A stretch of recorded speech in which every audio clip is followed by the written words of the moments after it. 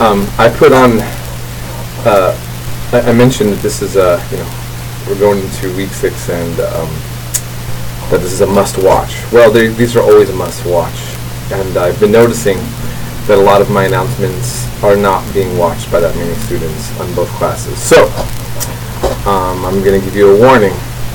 There might be a cost to that, or a benefit, should I say, to making sure you always watch all my announcements from the beginning to the end. Okay, but I'll try to make it brief. So what I noticed when we were doing our discussion on Lenin and Stalin, there was some confusion. Obviously, it wasn't real easy reading. Why did I expose you to that? I just, Lenin and Stalin became very important, whether they should or shouldn't be is a whole other matter, but they became very important to the third world in terms of thinking, and are still very influential on certain aspects of political thinking, especially Lenin. Now, Lenin, some of you thought that Lenin was against socialism because he was saying so many things angry at socialists. It's kind of like a religious fundamentalist, if I want to put it this way, Christian, who says how Christians are doing it all. Like he says, Christians these days are so liberal and wishy-washy, right? He's actually for Christianity, but the minister, but against what he's seeing as a trend in his, in his religion. And so with Lenin, he saw socialists as betraying the cause of socialism. And so let me just back up real quick, and I'm going to try to explain something. Industrialization happens in capitalism, and there are a lot of people making a lot of money and wealth. There's a lot of people enjoying the products that are being produced, but there also becomes a tremendous amount of poverty being generated, and we see that happen still in the world to this day. Really, many things have not changed. So you had a bunch of labor ideologies that were a response to the problems of capitalism. So keep that in mind. It wasn't that communism existed and it was failing and then capitalism responded. It was the other way around. Okay? So what you had is these various groups that were thinking in terms of workers' rights. Now, socialist, right, has many different connotations. Ultimately, we're talking about people who look at the collective solidarity of workers and try to do something in favor of them. This is like an oversimplification, just for a lack of time. So communists want to maximize socialism. And Karl Marx was a socialist who thought not only about capitalism and workers' rights, but he actually examined the historical process.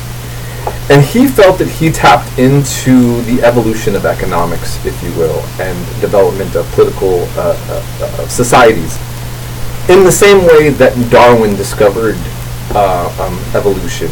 This is oversimplification, but actually, in fact, when there is some evidence that Marx saw himself kind of like a Darwin of political science.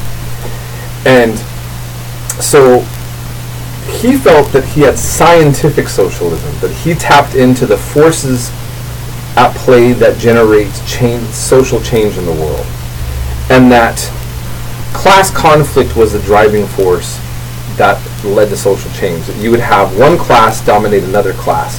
They have two opposing sets of interests. They have the super clash where there's like a revolution.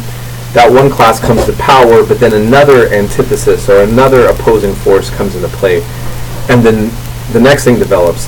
And that, in his view, capitalism was the last, most advanced stage of human history, in which that the class conflict generated by that would inevitably lead to socialism, and then by extension eventually communism. That was his scientific, his prophetic idea about history. Okay, that became fundamental. It's called historical materialism, sometimes called dialectical materialism. And those ideas were taken from German philosophy such as Hegel and Fichte. You need not worry about that right now. So that's the story of Lenin. And Leninism, I'm not the first to say this, think about Karl Marx being Jesus and Lenin being Paul. If you study Christianity, if you read the New Testament, the Gospels, Matthew, Mark, Luke, John, Jesus says very little about, he doesn't make a lot of rules and regulations. He kind of talks about broad concepts of morality.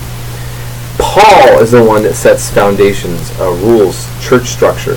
So Paul is really the foundation of the church, of Christianity as such. But the cornerstone, of course, is Jesus himself, right? So in communism, what ended up happening, especially when the Russians, the Soviet Revolution took place, Karl Marx was his ideological foundation. Lenin created the concept of a vanguard party.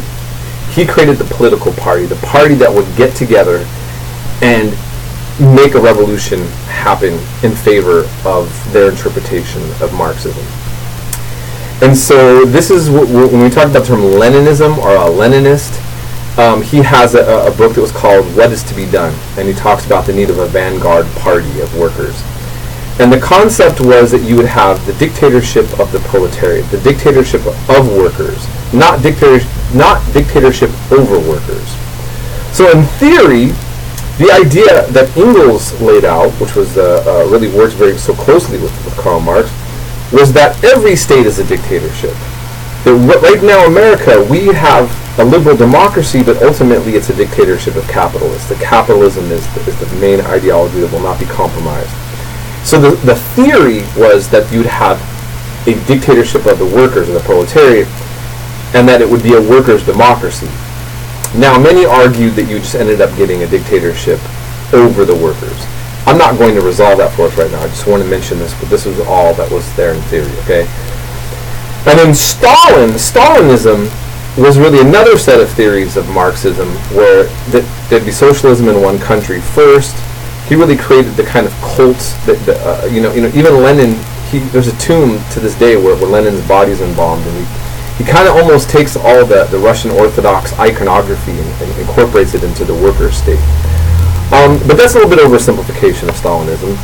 And ultimately, because Stalin defeats Hitler and actually succeeds, he gets a lot of street cred, if you will, for some time, until much later. Until Khrushchev, but that's a whole other topic. Maoism, since we're going to be talking about Asia in this section, Maoism is really utilizing the peasants to help win a revolution. And in Marxism, he ends Communist Manifesto, workers of the world unite, not peasants of the world unite. But Mao actually utilizes peasants more as a vanguard for a revolution, because China was predominantly a peasant-based nation. The odd part is that Karl Marx envisioned European industrialized nations as ones that would go communist, and the very nations that were basically off his chart and radar are the ones that embraced it.